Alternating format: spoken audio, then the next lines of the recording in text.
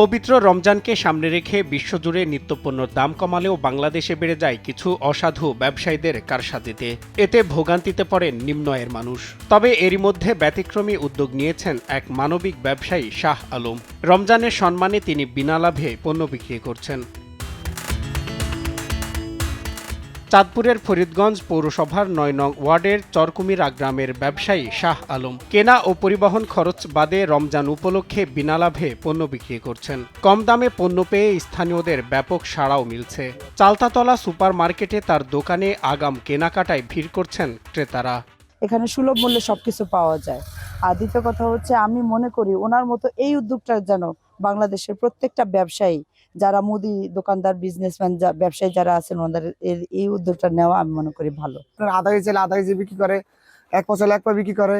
তো আমরা এদিক থেকে আপনারা সন্তুষ্ট। আমরা এখানে রোজার মাস আইলে লাগাম ছাড়া তারা ব্যবসা করে, মালের দাম বাড়িয়ে দেয় আর শাহ আলম মাল কমিয়ে দেয়।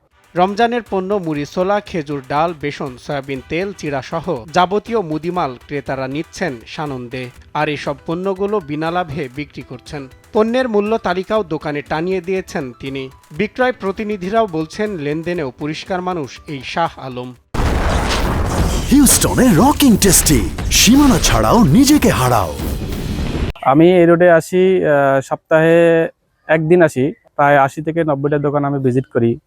তার মধ্যে শাহ আলম ভাই একটু ব্যতিক্রমী, কারণ উনি রমজান মাস আসলে মানুষের মাঝে ক্রয় মূল্যে মালটা বিক্রি করে এবং লাভ করে না।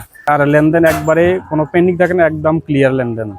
মাহে রমজান উপলক্ষে গত ৩ বছরও একইভাবে পণ্য বিক্রি করছেন তিনি। এলাকার গরিব দুঃখী মেহমতি মানুষের কথা চিন্তা করে এই উদ্যোগ গ্রহণ করেছেন বলে জানান ব্যবসায়ী শাহ আলম। 4 বছর এই বিক্রি করা আরম্ভ করলাম। গত 2 বছর বিক্রি করলাম 1 টাকা লাভে। আজকে 2 বছর বিক্রি করি ক্রয় মূল্যে।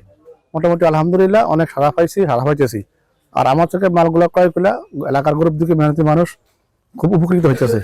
আর আমি চাই আমার মতন সারা বাংলাদেশে যারা যত বড় ব্যবসায়ী আছে, তারা যেন এই প্রতি রমজান মাস আসলে মালের দাম কমে দেয়। আর আমার এলাকা যত বছর বাঁচিয়ে রাখবো, তত আমি ক্রয় মূল্য বিক্রিটা অব্যাহত রাখবো। এদিকে গরিব দুস্থ ও অসহায় মানুষের কথা ভেবে এই উদ্যোগ প্রশংসনীয় বলে জানান এই কর্মকর্তা। তার এই উদ্যোগকে সাধুবাদ জানায় এবং তিনি যদি কোথাও কোনো সমস্যার সম্মুখীন হয় পণ্য সরবরাহ বা আনা নেওয়ার ক্ষেত্রে, তাহলে আমরা তাকে সার্বিক সহায়তা প্রদান করব। এবং পাশাপাশি তার এই উদ্যোগ দেখে সমাজে যারা বিত্তশালী ব্যবসায়ী রয়েছে তারা এগিয়ে আসবেন এবং রমজান উপলক্ষে তারাও যদি ক্রয় মূল্যে বা ন্যায্য মূল্যে যদি বিক্রয়ের উদ্যোগ গ্রহণ করেন, তাহলে এটা সমাজে একটি বড় প্রভাব ফেলবে। ব্যবসায়ী শাহ আলমের মতো ভোক্তারা আশা করছেন মাহে রমজানে অন্য ব্যবসায়ীরাও গরিব ও অসহায় মানুষের কথা ভেবে অল্প লাভে পণ্য বিক্রি করে দৃষ্টান্ত স্থাপন করবেন। সজল বিশ্বাস, নিউজ ডেস্ক, দেশ টিভি।